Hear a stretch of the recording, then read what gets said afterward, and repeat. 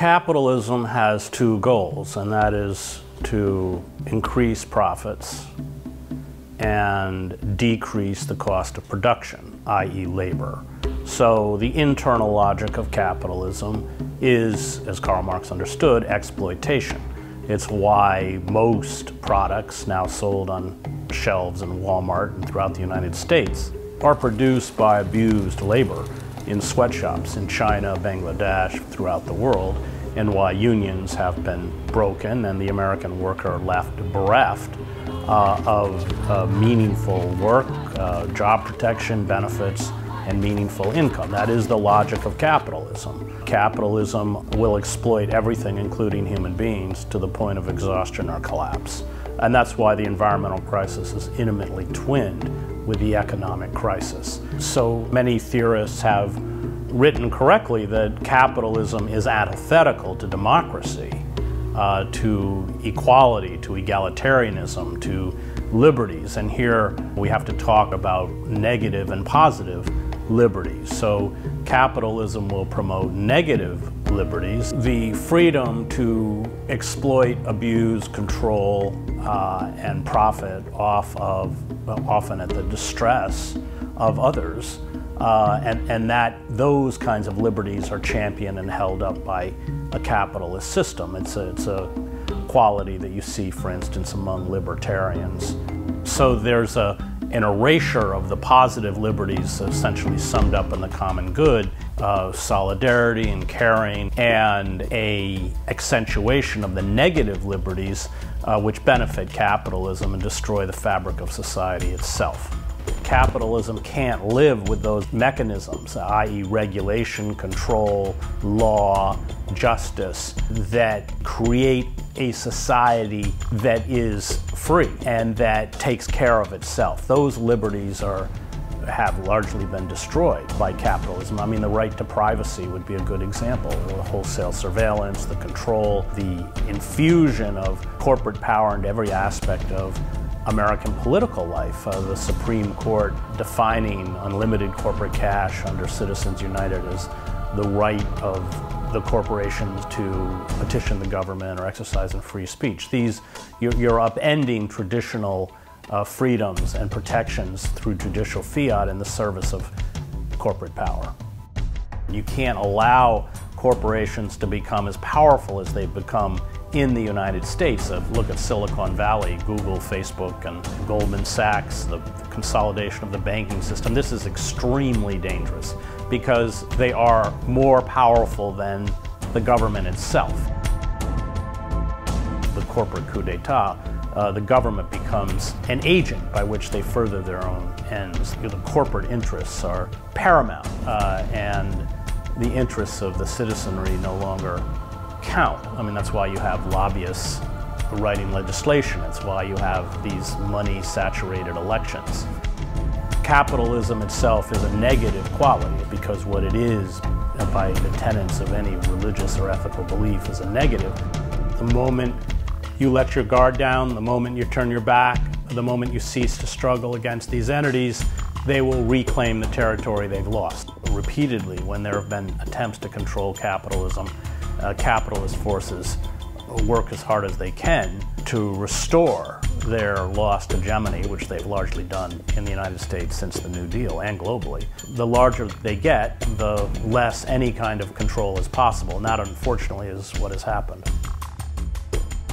When you look closely at what drives capitalism, it is a destructive force. That's why Marx called capitalism ultimately a revolutionary force, because once all the restraints are lifted on capitalism and there are no internal or external controls, it will ironically, because of its own logic, seed its own self-destruction. And that, of course, is what we were seeing in the ecocide around us. When the Americans and Euro-Americans invaded and occupied the United States, displacing, killing native indigenous communities and seizing their land, it wasn't just about the control of resources, the seizure of resources, although that was a large part of it. That's why Custer went into the Black Hills, for instance, and and found gold, and they stole the Black Hills in one of the many treaty violations from Lakota.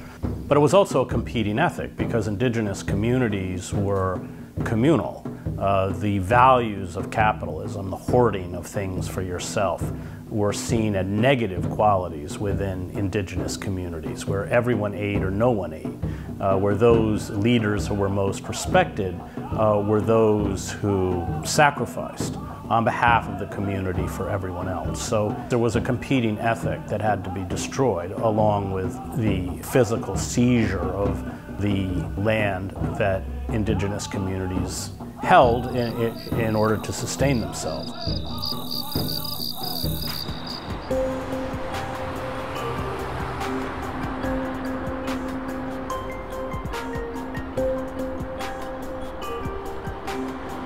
Housing is one of the most basic human rights because you can't sustain yourself and your family if you're unhoused. This gets into the logic of a corporate society where you have what Marx would call surplus labor, the redundant labor. So it creates pressure on or desperation within the working class so that they will accept menial labor with abusive job conditions, with inadequate pay. If the minimum wage kept pace with the rise of productivity, going back to the 70s, the minimum wage would be $20 or $25 an hour.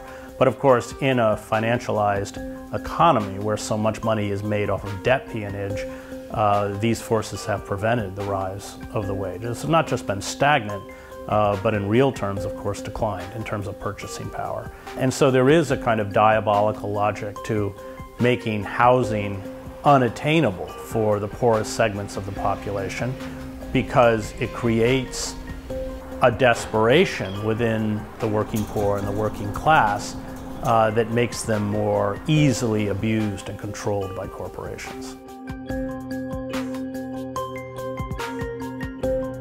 If you have a conscience, you're not going to last too long as the head of a major corporation. Your job is to consolidate or expand the power of the corporation and increase the profit and reduce production costs. And what your personal feelings are or proclivities are irrelevant if you attempt to thwart the internal logic of any capitalist enterprise. You'll be replaced.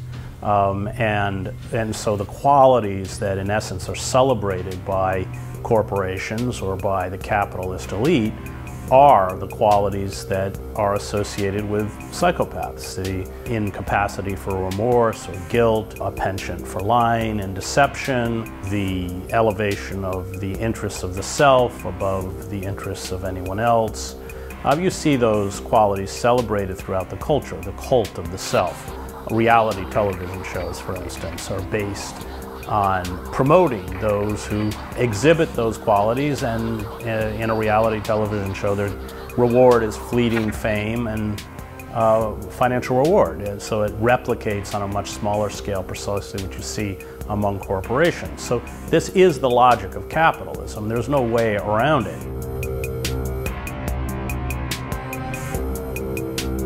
Those who are driven to achieve power are driven by a variety of motives. Sometimes those motives are a desire for power and celebrity and wealth that is based in personal trauma. Sometimes it is driven by people who have been conditioned by elite schools in order to serve the system without questioning it. That system has been beneficial to them, it's been beneficial to their families, it's been beneficial to the elites they mingle with. It's an unconscious acceptance of the system because that system has personally benefited them and those around them. And so they don't ask the questions. That's what bureaucracy is. You do your little piece to make your little cog turn. And you never look at the superstructure itself. If you drive from one city after another across the country, and I've been in most of them, they're in deep decay and ruin with all of the attendant problems that come with a discarded population. Camden, New Jersey, per capita the poorest city in America at the turn of the 20th century, was an industrial powerhouse. Its shipyards during World War II alone employed 36,000 people. There's nothing in Camden, it's a wreck. Half of the city, the original population of about 150,000 is now down to about 70,000.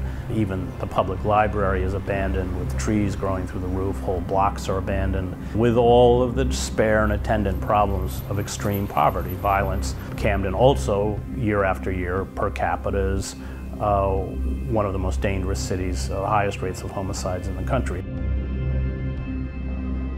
Southern West Virginia, where the coal companies have turned the Appalachian Mountains into toxic wastelands with billion-pound impoundment ponds filled with heavy metals and carcinogens, and the cancer rates are astronomical, and the soil is poisoned and the water is poisoned. Pine Ridge, South Dakota, which has the second poorest county in the country. It's a Lakota reservation where the average life expectancy for a male is 48. That's the lowest in the Western Hemisphere outside of Haiti. The farm workers in Florida around Immokalee, where people who were chained inside of trucks at night, forced to work the fields in virtual slavery, and if they attempted to escape or report what was happening to the authorities, they were told their families, and they had the names and addresses of their families in Honduras or Guatemala, would be killed.